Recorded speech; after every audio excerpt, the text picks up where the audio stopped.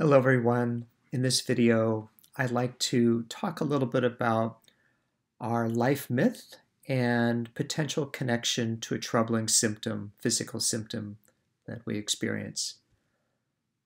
First of all, the life myth is an idea that came from Jung, and it's utilized in the process work modality developed by Arnold Mindell. Basically, the life myth can be seen as an overarching pattern or dream of life, even a song of life, if you will, recognizable over time for its main theme, the problems that we experience, the main strengths or gifts, and issues. The thing is like the average nighttime dream, the life myth seen as a dream is also not necessarily easy to comprehend, not easy to understand, because it's presented in symbolic nature. So we can't really get too far, in my opinion, looking at either nighttime dreams or our life myth if we're thinking in a purely rational and logical way, because that's not apparently the language of dreams. So the life myth can be a really amazing structure to consider if we want to make sense of our life, have a general sense of direction and meaning in life. And the life myth apparently expresses itself through different, what we call in process work, dreaming doorways of life. And a few of them are our earliest childhood dream or memory, a most troubling physical symptom, an addictive process, a peak experience in life, a most wonderful or terrible moment in life. And like a hologram that gets broken up, you can find the whole of the holographic image in each of the bits. So you can find that same process in that early dream, in that addictive process, in that troubling symptom. Not seen in a rational way that they say connect, but they can be seen to be thematically, symbolically connected. So the two parts that I want to hold up today are the earliest childhood dream or memory and a troubling physical symptom, and using both movement work to explore the symptom, but also the perspective of our favorite place in nature as a lens of viewing the potential meaning and thematic connection between these two events. Again, with the idea that our rational mind looking at these things might think, well, I don't really see how they are possibly connected. Now, I should say that if you have a physical symptom, it's really, really important, vital even, if it's at all possible to have it checked out by, a qualified medical, person, doctor, so to speak. But that said, if you've covered your bases in that way, it may also be helpful and meaningful to explore that symptom through a dreaming lens. Okay? So to demonstrate that, I'm just going to talk a little bit about my own earliest dream, which was a repetitive, kind of a nightmare, basically. I had this a number of times as a child. And it was three main parts. There was an empty athletic field and some kind of very sad, almost like a dirge that, you'd play, a song that you'd play at a funeral. That was one scene. Nobody there, just that empty field. The second scene was a city, incredibly dirty city, again, void of people. Yeah, terrible dream. Say, oh my gosh, what's happening here? Excuse me. Third scene, another city. This one, so clean. It was just viscerally, just so uncomfortable. In that, as you imagine being a young boy and seeing a dream or a city rather that's so clean. It was just stark. Yeah. So anyway, I worked on this dream with a founder of process work, Arnold Mindell, and he asked me about each of my associations to each part of the dream. And with the athletic field, it was really about not being picked for team sports. And so that first scene was really about the feeling not only of sadness, but actually being left out of things, ostracized even, yeah? And that sad, left out feeling about that. And then the second scene of The Dirty City was really about my feelings about that at that emotional level, just like the dirty anger, hurt feelings, just a terrible feeling. If you've ever had that early experience of just being rejected basically by the group, it's a terrible feeling. And then thirdly, that clean city represented a transcendent approach to the whole situation. And what Arnie, as we call him, suggested to me was he was wondering whether, in fact, this dream was reflective of someone's experience who really knows what it's like to be ostracized and has two main responses. The dirty, so to speak, response of pain and rage, yeah, completely valid. And then the clean response, so to speak, of transcendence. And I have to say, that suggestion was so helpful for me because, you know, the life myth, if you subscribe to that as an idea, is something that keeps recurring. It's like a song that keeps playing because we are arguably that song amongst other things.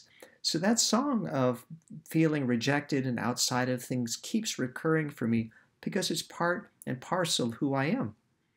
And lo and behold, I do have those two responses. I can feel the pain of being marginalized or left out of things. And amazingly, I can also feel how it touches into my basic transcendent nature. It was such a helpful framing that helped me make sense of recurring experiences I've had in life and ways to work with them, yeah, and actually find my deepest nature in that. So that's my example. Okay, so what you can do is you can look at an earliest childhood dream, and a memory is kind of like the earliest memory of life can be seen like a dream. So you can look at it and see what happened, what happened to you, and then notice the different elements of the dream, parts that there may be mountains or sky or a scary cave, what have you, and just to consider how those elements may be meaningful in trying to grasp what was really occurring in that moment, not in a rational way, but in a symbolic way. Okay, there's a lot to that. I'm actually somewhat in the process, a very slow process of writing a book about that. So more to come, I hope. So next part is to consider, well, if I have a rough understanding of this early dream, how is it arising in different areas of life? For example, in our most wonderful or peak experience, most wonderful or terrible peak experience of life, is it also showing itself in that moment? Because you can think about that moment and sketch it out, and you can think about that early dream, sketch it out. You can think about a really troubling addictive process, sketch that out, and start to consider, how might they be related? Okay? So here's where I want to introduce another kind of mind that might help you really start to understand the nature of this dream, the nature of this overarching process, and how these different parts of life may be connected. And that's through your favorite place in the world. It could be a favorite place in nature, like I love being by the ocean, just love it. And I think it's because it touches something in me that's a little bit like the ocean. But maybe for you it's the forest or the mountains, or alternately, it may be at the home of a dear friend or family member, somewhere where when you go there, you just tend to feel very well. So what you can do, if you like, is to just imagine that you're there. Imagine that you're in the mountains, at your grandmother's home, etc. And just notice the effect, even imagining for a few moments that you're there. Like I'm doing it right now. by the ocean. Yeah, immediately it quiets me. Something quiets down. I really like that. And then an added step is you can imagine in some way, to some degree, in some version, you are that energy. You are that forest energy, or you are the loving home environment of your dear friend, etc. Yeah, so you can just imagine that. I'll imagine that for a moment. I am that oceanside area with a sky above and these waves, this big, vast ocean, and these huge rocks. Yes, wonderful. So you could just take a few moments with that and then come back to your everyday self. Yeah, we'll use that later. Okay? Now, to the physical symptom. So with my class at the university the other day, I was talking about chronic physical symptom, but I realized in working on this later, it didn't quite fit for me. And I think what might be more the true connection, this is arguable, right, is the connection between our life myth, our most overarching process or dream, and our most troubling symptom. And that's where, for me personally, I can see the connection more readily. And in life, my most troubling physical symptom are mini strokes. Yeah, they're called TIAs, trans ischemic attacks. And it's a physical thing. It's a real thing in consensus reality where there's a little clot, for example, in the brain, and then your functioning can instantly degrade. Like for me, I was having completely normal functioning, having lunch with my wife Linda, and then in a few moments I just felt, what's happening to me? And then I couldn't speak. This happened in seconds. I couldn't speak. My right and left sides of my body, I couldn't feel, like I was rubbing my hands together because I couldn't feel their connection with each other. It was the strangest feeling. And my wife Linda told me, it took me a few minutes, like 2-3 minutes before I could formulate a word because I was making garble. I was trying to tell her that something was happening to me and I couldn't do it. Such a startling thing. And then I had a couple other attacks, again, happened so quickly. And so, again, if you have a troubling physical symptom and it's at all possible, go see a qualified medical person to check it out. And that said, you've covered that base. It could be meaningful for you to explore it through its dreaming content, which may be seen as embedded within the process itself. I know that that may not make any sense to you, and feel free to think, oh, this is garbage, it has no relevance for me. By all means, sure, that's a valid response. But for some people, we find that in the heart of our symptoms, there are dreaming processes that are nevertheless meaningful, even while the symptom itself may persist. Okay? So, for me, well, let me introduce another structure, if you will. In process work, we do a fair amount of work with people with different kinds of symptoms. Most of my experience is working with people in vegetative and comatose states. But we work with all kinds of physical symptoms, not to address them medically, because we're not doctors, or most of us aren't doctors, but to address the dreaming or psychological processes that may be associated with a symptom, because sometimes that gives the person meaning, and sometimes, not always by any stretch of the imagination, it actually helps with the symptom. Wow. So the construct here that I want to introduce is the symptom maker. Yeah. It's like you could see it as like an energy or a spirit or some kind of entity of sorts that in a way gives you the symptom. Yeah.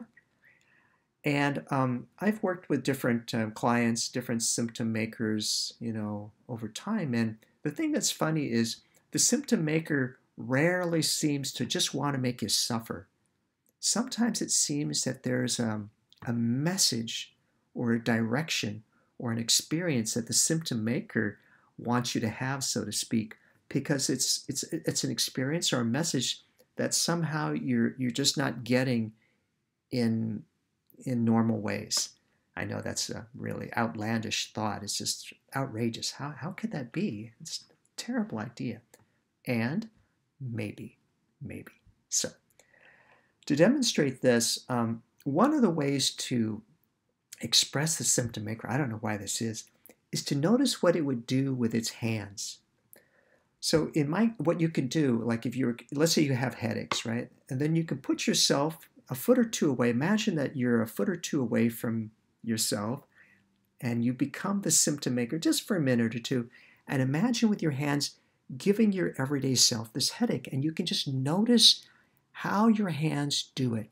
And if you study it very carefully, and you don't program it, yeah? Because oftentimes when we enter into the symptom maker's expression, we can't really predict what it's going to do. It's interesting. It's like a surprise. It's like, I notice I'm doing this with my hands. How strange. Let it be strange. Don't try to say, oh, I know exactly what he's going to do. Find out, if that makes sense. Explore it with an open mind. So I'm going to explore with you here the symptom maker's expression with Bill around these TIAs, these mini strokes. Okay, I'm going to demonstrate this and see. Let's see. I'll position my hands here so you can see what I'm doing. Okay, so I'm putting Bill, so to speak, in front of me, and as the symptom maker, I'm going to try to give him the mini stroke, and I'm going to see how I do it. Okay, all right, here we go. Okay.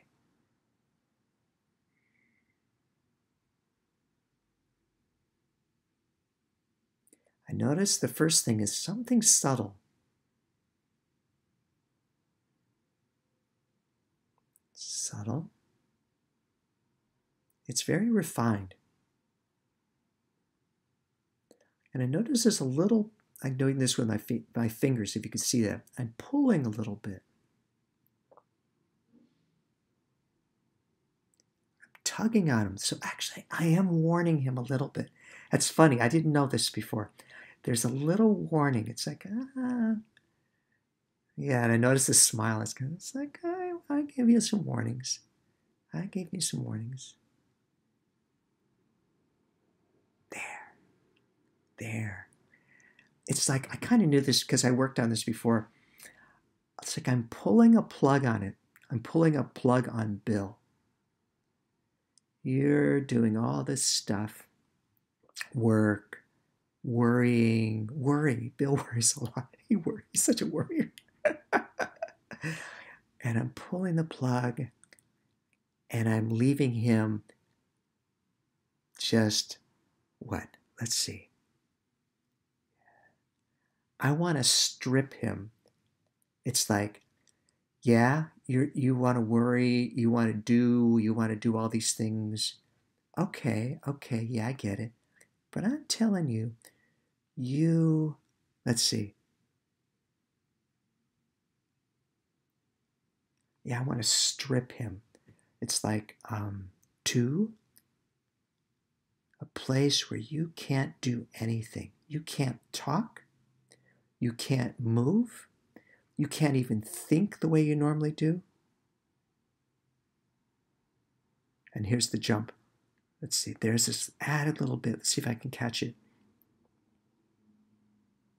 It's like a feeling thing at this point. It's so subtle. I'm not trying to hurt you. I'm not trying to kill you even. Maybe I'm trying to kill a little part of you. I laugh. This part's it's a little funny, this part.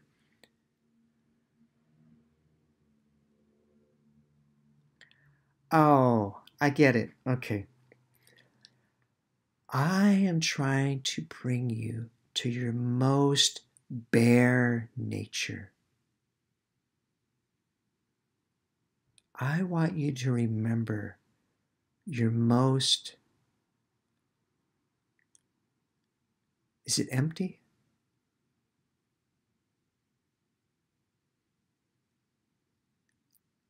I want to say innocent and empty self. Yeah, that's it. And so, not sure if we're still recording here because my computer's doing something funny, but I'll take the risk that it is. So then here, after you've done that bit of work, that movement work with your symptom maker, come back to your nature spot energy, like mine is the ocean. And come back to that place and then look at what happened with this symptom and what you discovered in it through the exploration of the symptom maker. And then also look back at that earliest childhood dream or memory.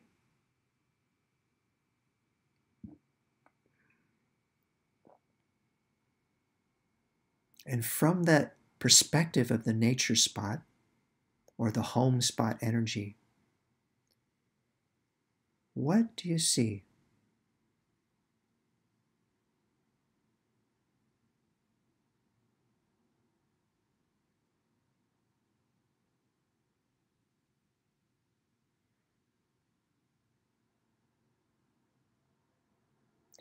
And I could see these painful experiences that Bill's had of being ostracized, marginalized.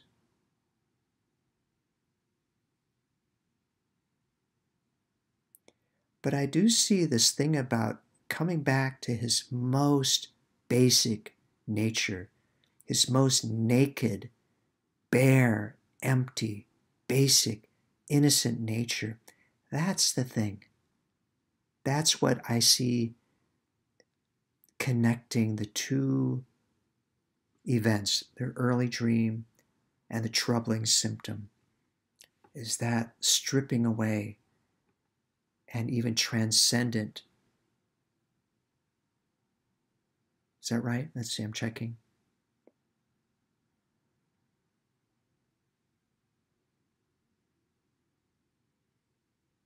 Yeah, I feel it a little bit now, actually. Just come back to my most basic nature. I feel it actually a little bit now. And that's what the symptom, at the heart of the symptom, I think that's the message there. And it's actually a main message throughout my life. Come back to my most basic nature. It's so easy to forget. And it's right there. It's right there. So if that's interesting to you, you could check it out. Earliest dream or memory, make a few notes about that or draw a picture. Look at it from the point of view, the perspective of your favorite place in the world. And then consider the symptom and what that's about and what's most troubling about that. And then imagine a symptom maker who gives that to you and really study how does it do so? And is there an experience or a direction or a message that that one is trying to convey to you? And then looking back again from the perspective of your favorite place in the world and seeing, is there a correspondence? Because if there is, it might help you kind of contextualize the physical symptom, but it may also help you kind of understand a larger process that's happening in your life. Okay? All right. Hope that's helpful. Bye for now. Thanks.